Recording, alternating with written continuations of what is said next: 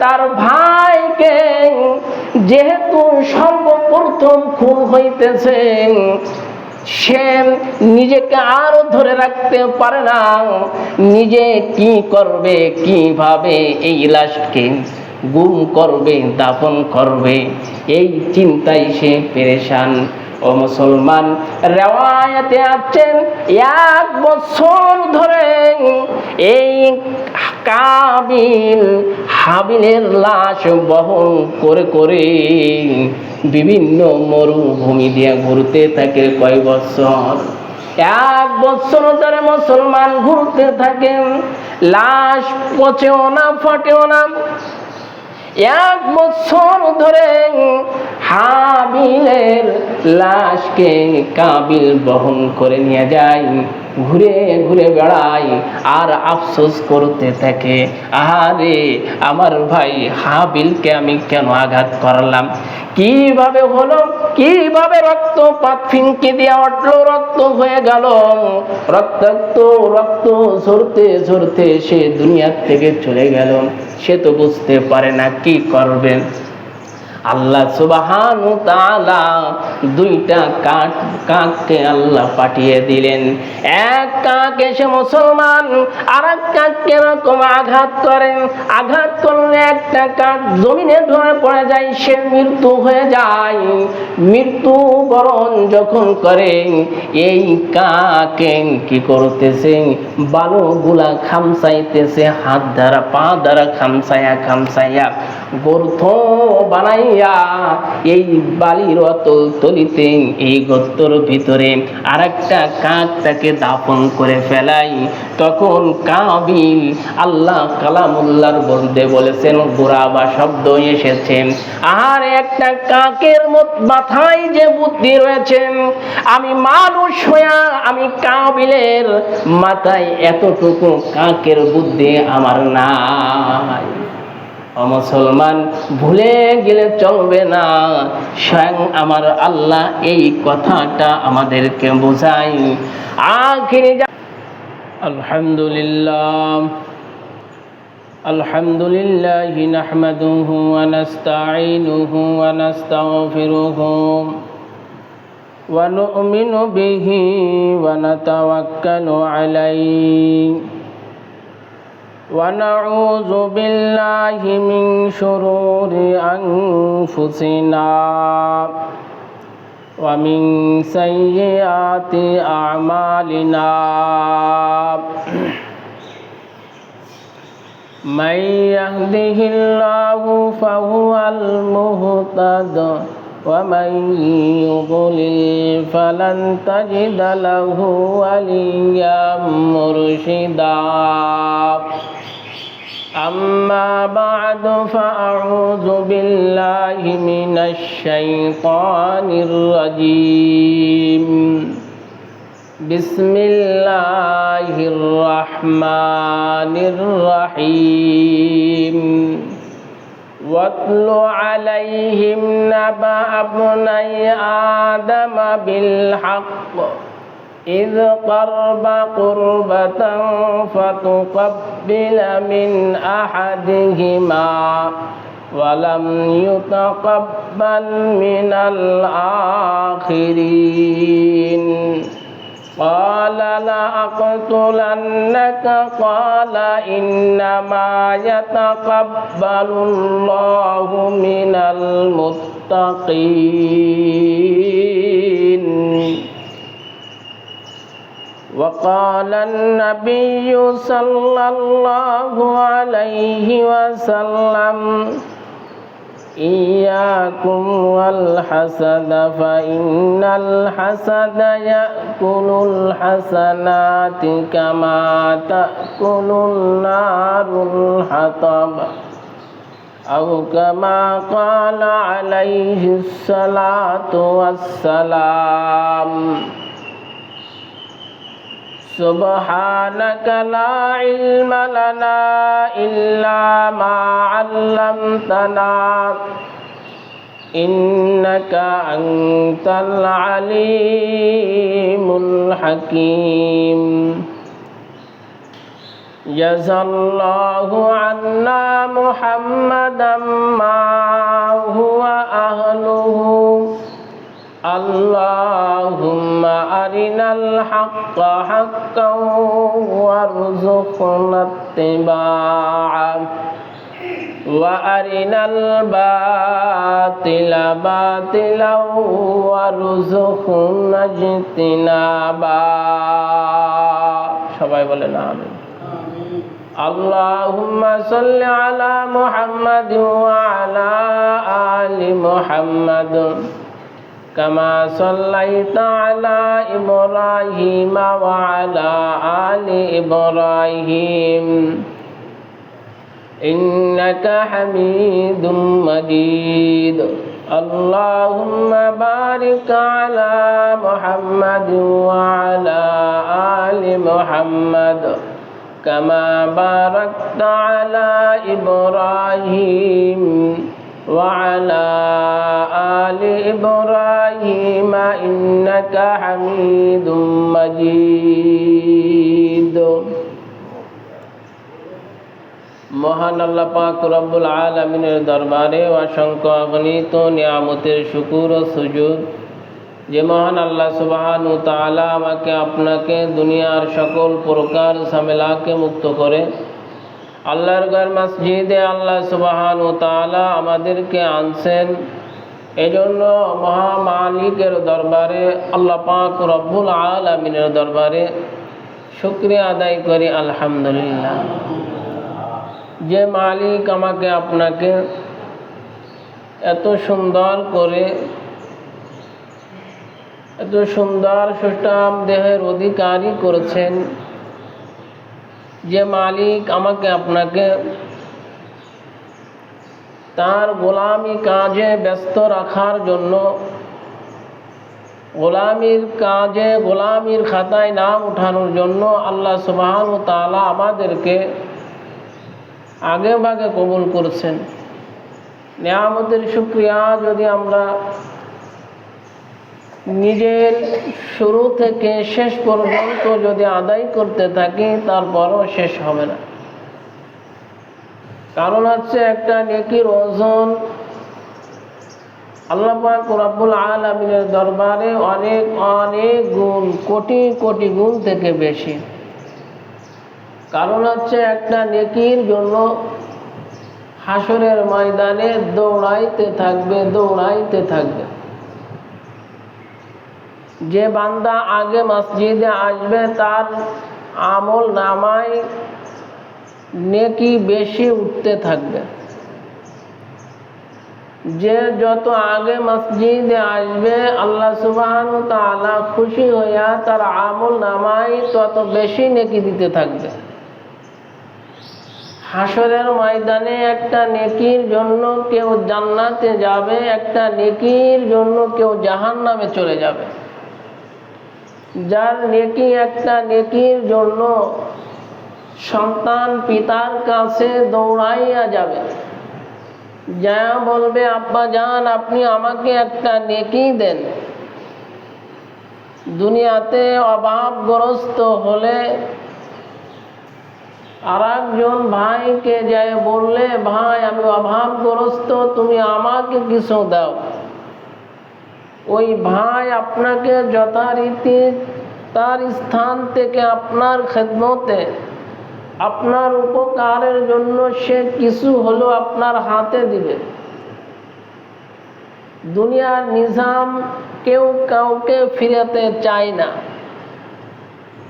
এইটাকে উল্টায়া কিয়ামত ময়দানে, হাসরের ময়দানের একথা একটু চিন্তা করে দেখেন।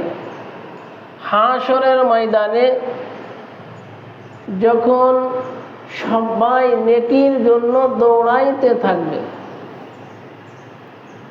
একটা নেকি কমে গেছে, একটা নেকি হলে জান্নাতে চলে যাবে।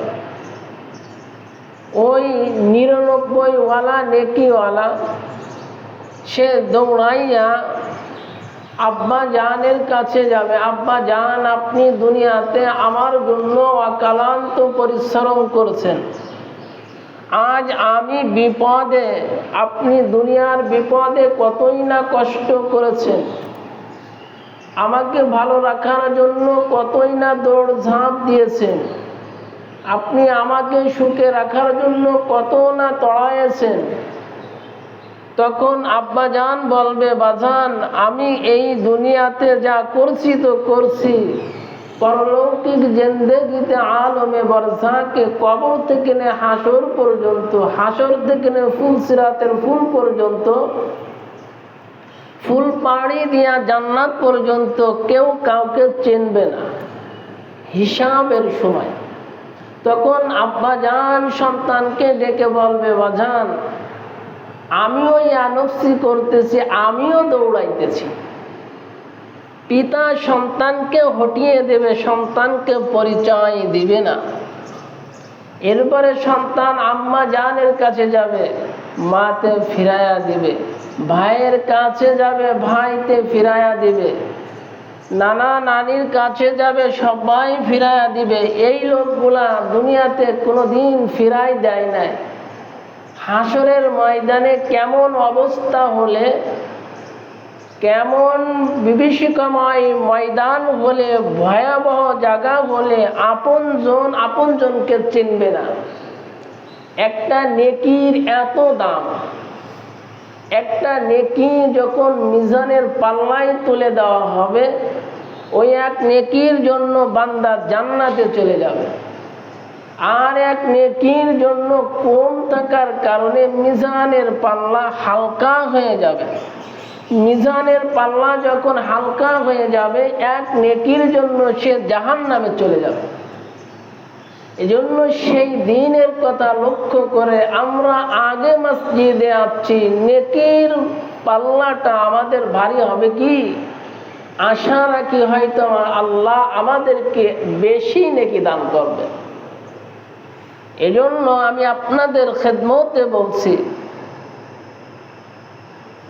মা হাওয়া আলাইহিস সালাতু ওয়াস সালামের যখন সন্তান হতো, যমজ সন্তান হতো, একটা হয়তো পুরুষ আর একটা হয়তো নারী। একটা পুরুষ সন্তান পুত্র সন্তান আর একটা কন্যা সন্তান। আল্লাহ সুবহানাহু ওয়া তাআলা মা হাওয়া আলাইহিস সালাতু ওয়াস সালামের গর্ভে দুইটা করে সন্তান দিত। সন্তান হতে হতে যখন হাবিল আর কাবিলের সময় আসলো, কাবিলের সঙ্গে যখন দুইটা, একটা নারী একটা পুরুষ, একটা পুত্র সন্তান একটা কন্যা সন্তান, একজন হাবিল তারপরে আরেকজন মেয়ে সন্তান যখন দুনিয়াতে আসছে, আর হাবিল আর কাবিলের দুইজনের জোড়ায় জোড়ায় দুইজন সন্তান ভূমিষ্ঠ হয়েছে, মোট 4 জন হয়েছে। তখন আদম আলাইহিস সালাতু ওয়াস সালামের সন্তানদের নতুন বিধান দিল আবার আল্লাহ। আদম আলাইহিস সালাতু ওয়াস সালাম সন্তানদেরকে বলে দিলেন, তোমরা বিবাহ করো। কেমনে বিবাহ করবা? হাবিলের সঙ্গে যে কন্যা জন্মগ্রহণ করেছে, যে বোন জন্মগ্রহণ করেছে, কাবিলের সঙ্গে তার বিবাহ হবে। কাবিলের সঙ্গে যে বোন জন্মগ্রহণ করেছে, ওই বোনকে হাবিলের সঙ্গে বিবাহ দেওয়া হবে। এই অনুপাতে তোমরা বিবাহে আবদ্ধ হয়ে যাও। আদম আলাইহিস সালাতু ওয়াস সালাম এই কথা বললেন। তখন কাবিল কত প্রশ্ন খাড়া করলো যে না, আল্লাহ তো আমাকে একই সঙ্গে মায়ের গর্ভে একই সঙ্গে রাখছে, এই কথাটা আমার আল্লাহ বোঝাইতে চায়। আমি এটা বুঝে নিয়েছি, সারা জীবন এর সঙ্গে আমার বিবাহ হবে, এর সঙ্গে আমার ঘর হবে, আমি একই সঙ্গে থাকব। আদম আলাইহিস সালাতু ওয়াস সালাম কাবিলকে ডেকে বলল, কাবিল তুমি যে কথা বলছো, আমার তো আর একটা সন্তানেরা তো এরকম কোনো কথা বলে না, তুমি এরকম উদ্ভাট হয়েছো কেন? এরপরে হযরত আদম আলাইহিস সালাতু ওয়াস সালাম বললেন, তুমি যেহেতু শুনতেছো না, আল্লাহ আর একটা পদ্ধতি বলে দিয়েছে। যে পদ্ধতিটি হচ্ছে, তুমি যেহেতু মেনে নিচ্ছ না, তোমরা কুরবানি করো।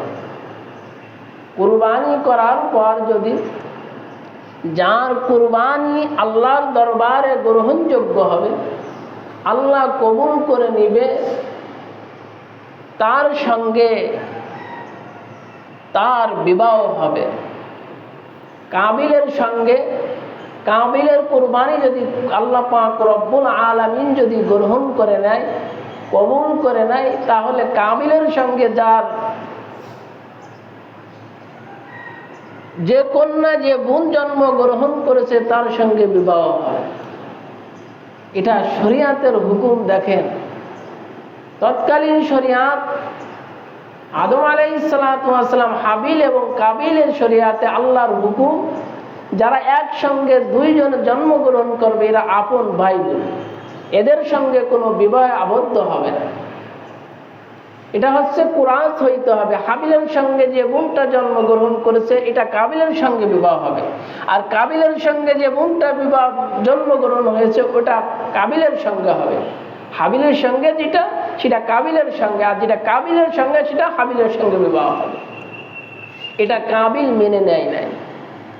আদম আলাইহিস সালাতু ওয়াস সালাম বললেন, তোমরা কুরবানি দাও। যেহেতু মেনে নিচ্ছ না, আমার কথা শুনতেছ না, এই কথা বলে হযরত আদম আলাইহিস সালাতু ওয়াস সালাম চলে গেলেন মক্কা নগরেতে। সেই কথাটা আমার আল্লাহ বলতেছেন, ওয়াতলু আলাইহিম নাবা আবনাই আদম বিল হক إذ قربا قربة فتقبل من أحدهما ولم يتقبل من الآخرين قال لأقتلنك قال إنما يتقبل الله من المتقين। হযরতে আদম আলাইহিস সালাতু ওয়াস সালাম এই কথাগুলা বলে উনি তো চলে গেছেন। এরপরে দুইজনে কি করলো? কুরবানি দিল। কুরবানি রেখে আসলো যথাস্থানে। আকাশ থেকে আগুন এসে হাবিলের কুরবানিকে কবুল করে ফেললেন, গিরাস করে ফেললেন, আসমানে উঠায় নিয়ে গেলেন। জোরে কন সুবহানাল্লাহ। আর কাবিলের কুরবানি হয় নাই, গ্রহণ করে নাই।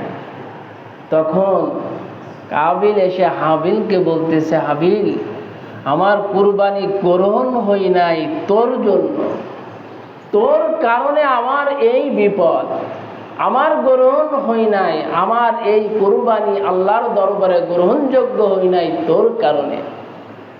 তখন হাবিলের সঙ্গে অনেক কথোপকথন। সেই কথাটা আমার আল্লাহ বলতেছেন, হাবিল বলতেছেন যে আমি তো আল্লাহর জন্য তাকওয়া নিয়াই, আল্লাহকে রিজাবন্দি, আল্লাহর কথা পালনের জন্য ক্বালা ইন্নামা ইয়াতাকাব্বালুল্লাহু মিনাল মুত্তাকিন, আমি তো মুত্তাকিন, আমার ভিতরে তো আল্লাহর ইত্তেবা রয়েছে, ইত্তাকুল্লাহ, আল্লাহর ভয় রয়েছে। এই জন্য আল্লাহ আমার এই কুরবানিকে কবুল করে ফেলেছে। এটা তো আমার কোনো কর্তৃত্ব না, তুমি তো আল্লাহ পাক রব্বুল আলামিনের বিধানকে তুমি তো মেনে নাও নাই, এজন্য তোমার কুরবানিকে আল্লাহ কবুল করে নেয়। হযরতে আদম আলাইহিস সালাতু ওয়াস সালামের কথা এরা মানে নাই। এখনো পর্যন্ত যদি এটা যদি জারি থাকতো, চালু থাকতো, তাহলে আমার আপনার কার কতটুকু কুরবানি কবুল হতে গেলে কেবলমাত্র শুধুমাত্র তাকওয়া ছাড়া, খোদা ভীতি ছাড়া, আল্লাহর রিজাবন্দি ছাড়া কুরবানি আল্লাহর দরবারে কবুল হয় না। ওয়াতলু আলাইহিম نبأ بني آدم بالحق إذ قربا قربة فتقبل من أحدهما ولم يتقبل من الآخرين قال لا قال أقتلنك قال إنما يتقبل الله من المتقين হাবিল ডাক দিয়ে বলতেছে, কাবিল তোমার কুরবানি কবুল হয় নাই, এটা আমার হাতে নাই, আমার কোনো কর্তৃত্ব নাই, আমার কোনো অস্তিত্ব নাই। তুমি মালিকের বিধান তুমি মানো নাই, আর আমি আল্লাহর বিধান মানার জন্য, আমি আল্লাহর রিজাবন্দি হাসিলের জন্য আমি আল্লাহর হুকুম অমান্য করেছি। এই জন্য আল্লাহ আমার এই আমলটা আল্লাহ গ্রহণ করে নিয়েছেন। এই কাবিল বলতেছে, যেহেতু কবুল হই নাই, আমি তোমাকে আঘাত করব, আমি তোমাকে আঘাত করব, হাত উঠাইব। হাবিল বলতেছে, রে ভাই, ও কাবিল, তুমি আমার উপরে আঘাত করতে পারো, হাত উঠাইতে পারো, আমি তোমার দিকে হাত উঠাইব না, আমি তোমার দিকে হাত উঠাইব না, আমি হাত গোটায়া রাখবো। তুমি আমাকে মারতে পারো, আমি তোমাকে মারব না। তুমি আমাকে আমার উপরে জুলুম করতে পারো, আমি তোমার উপরে জুলুম করব না। এই কথা বলতেছে, তারপরেও এই কাবিল সে ভাই হাবিলকে সে ছেড়ে দেয় না। একটা পাথর লইয়া হাবিলের মাথার দিকে লক্ষ্য করে যখন আঘাত করেছে, রে মুসলমান, ভালো করে শোনেন, আঘাত করে যখন দেয়া দিল, আঘাত পাথরের আঘাত যখন মাথায় লাগছে, ফিনকে দেয়া রক্ত বের হয়ে গেছে। রক্ত খনন হতে হতে হাবিল জমিনে ঢলে পড়ে যায়। হাবিল মালিকের দরবারে হাজিরা হয়ে যায়। এখন চিন্তা করতেছে কাবিল, কি করলাম? ও মুসলমান, আমরা যদি বাড়ির ব্যাপারে একটু চিন্তা করে দেখি, সন্তানকে যদি আঘাত করে পিতাই, দেখবেন পিতা সন্তান যদি বাড়িতে না আসেন, পিতা ঘরের পাড়ার আড়ালে যায়, পর্দার আড়ালে যায়, ঘরের চিপায় যায় পিতা কান্না করে, কথা ঠিক কিনা? আবার মানুষের কাছে যখন আসেন, স্ত্রীর কাছে সামনে যখন আসে, তার মিজাজের ভাবটা অন্য দেখায়, তাকে বুঝতে দেয় না। রে মুসলমান, তার ওয়েটকে, তার মিশনকে ঠিক রাখার জন্য স্ত্রীদের কাছে, সন্তানদের কাছে সে বুঝতে দেয় না। আবার নিজে নিজে তার ভিতরটা পরিবর্তন, তার ভিতরে ঝড় শুরু হয়ে যায়। সন্তানকে কিভাবে আঘাত করেছে বাবা, এরকম মানুষ তারা চিন্তা করতে থাকে। এই কাবিল তার ভাইকে যেহেতু সর্বপ্রথম খুন হইতেছে, সে নিজেকে আরো ধরে রাখতে পারে না, নিজে কি করবে, কিভাবে এই লাশকে গুম করবে, দাফন করবে, এই চিন্তায় সে পেরেশান। ও মুসলমান, রিওয়ায়াতে আছেন 1 বছর ধরে এই কাবিল হাবিলের লাশ বহন করে করে বিভিন্ন মরুভূমি দিয়ে ঘুরতে থাকে কয় বছর? 1 বছর ধরে মুসলমান ঘুরতে থাকে, লাশ পচেও না ফাটেও না।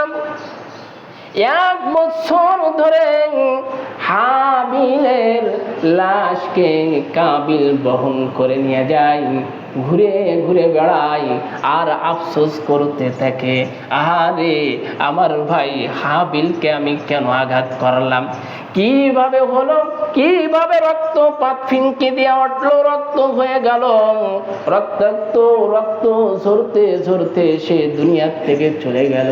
সে তো বুঝতে পারে না কি করবেন। আল্লাহ সুবহানাহু ওয়া তাআলা 2টা কাককে আল্লাহ পাঠিয়ে দিলেন। এক কাক এসে মুসলমান আর এক কাককে এরকম আঘাত করেন, আঘাত করলে একটা কাক জমিনে ঢলে পড়ে যায়, সে মৃত্যু হয়ে যায়। মৃত্যু বরণ যখন করে, এই কাকে কি করতেছে, বালুগুলা খামসাইতেছে, হাত দ্বারা পা দ্বারা খামসাইয়া খামসাইয়া গর্ত বানাই এই বালির অতল তলিতে, এই গর্তর ভিতরে আরেকটা কাক তাকে দাফন করে ফেলাই। তখন কাবিল আল্লাহ কালামুল্লাহর বলতে বলেছেন, বুরাবা শব্দ এসেছে, আর একটা কাকের মাথায় যে বুদ্ধি রয়েছে, আমি মানুষ হইয়া আমি কাবিলের মাথায় এতটুকু কাকের বুদ্ধি আমার নাই। মুসলমান ভুলে গেলে চলবে না, স্বয়ং আমার আল্লাহ এই কথাটা আমাদেরকে বোঝায়। আখিরি জামানার পয়গম্বর, নবীদের সরদার শ্রেষ্ঠ নবী হাবিবে কিবরিয়া মুহাম্মদুর রাসূলুল্লাহ সাল্লাল্লাহু আলাইহি ওয়াসাল্লামকে বুঝাই, হে নবী আপনি আপনার উম্মতদেরকে ওই হাবিল এবং কাবিলের হযরত আদম আলাইহিস সালাতু ওয়াস সালামের 2 সন্তানের কথা আপনি নসিহত করেন, আপনি ওয়াজ করেন। এরা যদি বুঝতো এই যে আমার তাদের কুরবানি কবুল হলো না, শরীয়তের হুকুম অনেকটাই আমার আপনার মানতে পারবো না, পছন্দ হবে না, ও মুসলমান ইনকার করা যাবে না। শরীয়তের হুকুম মানতে পারলেন না, গুনাহ হবে। আর যখন ইনকার করবেন, অস্বীকার করবেন, আপনি কাফের হয়ে যাবেন। কোনো শরীয়তের হুকুম আছে ইনকার করলে কাফের হয়, কোনোটা আছে ফাসিক হয়, কোনোটা এরকম বিভিন্ন স্তর মুসলমান রয়েছে। এই জন্য রে মুসলমান, আমরা আপনারা বলতে পারেন আমরা সামনে কুরবানি আসতেছেন, আমার কুরবানি যদি পূর্বের নিয়ম যদি থাকতো, আমার কুরবানি কবুল হয়েছে কিনা এইটা যদি চালু থাকতো, এই বিধান যদি চালু থাকতো, এই নিয়ম যদি থাকতো মুসলমান, তাহলে আমার আপনার বাড়িতে কোনো ব্যক্তি গোশত নেওয়ার জন্য আসতো নাকি? কেউ আসতো না, কেউ আসতো না। আমার কুরবানি আপনি নদীর পাড়ে দিলেন। যত স্থানে মনে করেন যে অনেক মহল্লায় অনেক এলাকায় আছে, কুরবানি করার পরে একটা ভাগ মসজিদে পাঠায় দেয়, আছে না এরকম? মসজিদে পাঠায় দেয়, মসজিদের যিনারা দায়িত্বশীল থাকেন এটাকে বন্টন করে সুন্দর করে সমানভাবে মেপে, যারা কুরবানি দেওয়া অনুপযোগী দিতে পারে না তাদের বাড়িতে বাড়িতে অথবা তাদের বাড়ি থেকে কোনো ব্যক্তি এসে নিয়ে যায়, আছে না? মনে করেন যে সেই জামানার বিধান যদি এখনো পর্যন্ত যদি থাকতো, মসজিদে রাখার, আপনাদেরকে বোঝাইতে চাচ্ছি যে মসজিদে রেখে যেতে হবে গোশত। এই গোশত মানুষ যেমন নিয়ে যায় এরকম কেউ নিয়ে যাবে না। এখানে আসমান থেকে লান্টিনটা সরে যাবে, ছাদটা ফেটে যাবে, অথবা ভেন্টিলেটর বলেন, সরাসরি আগুন আসবে, বাতাস আসবে, এটা আসমানে উঠায় নিয়ে যাবে। ওই সময় মনে হতো এখন আমরা বুঝতাম আব্দুল করিম, আব্দুল সত্তার, আব্দুল গফফার, আব্দুল মালিকের যে কোরবানির গোশত মসজিদে দিয়েছে, কারোর গোশত আল্লাহর দরবারে চলে যাইতো, কারোরটা মসজিদের ফ্লোরে সেখানে থেকে যেত। কথা ঠিক কিনা? ভুল বলছি?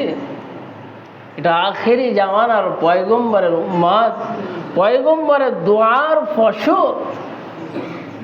আমাদেরকে উম্মতে মুহাম্মাদীদেরকে আল্লাহ পাক রব্বুল আলামিন লাঞ্ছনা দেয় না, গঞ্জনা দেয় না, এই জন্য এটা ভিন্ন পদ্ধতি হয়ে গিয়েছে। দেখেন আমাদের ভিতরে যে কুরবানি করতেছি, কুরবানির মধ্যে মূল সম্পদ, মূল পয়েন্ট হচ্ছে তাকওয়া। এই তাকওয়া আল্লাহ সুবহানাহু ওয়া তাআলা আপনার বাড়িতে এসে গোশত নিয়ে যায় কি? নেয় না। সবই হচ্ছে আমি আর আপনি খাইব, আমার প্রতিবেশী খাইবে। আমার আল্লাহ চাই বান্দা তোমার দিলের তাকওয়া, যে তাকওয়া ছিল হাবিলের। হাবিল বলতেছিল মিনাল মুত্তাকিন, তার ভিতরে ছিল তাকওয়া, সে সঠিক ছিল আল্লাহকে পাওয়ার জন্য। তার সব কিছু ছিল আমার মাওলায় কাজাই মাওলা, আল্লাহর রিজাবন্দি। আর আমার আপনার কোনো কাজ করতে গেলে মাওলার রিজাবন্দি পাওয়া যায় না।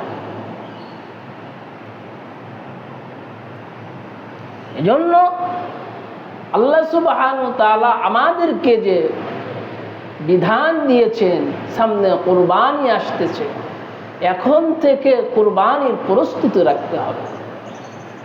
ইয়াকুম ওয়াল হাসাদা ফাইনাল হাসাদা ইয়াকুলুল হাসানাতি কামা তাকুলুন নারুল হাতাবা।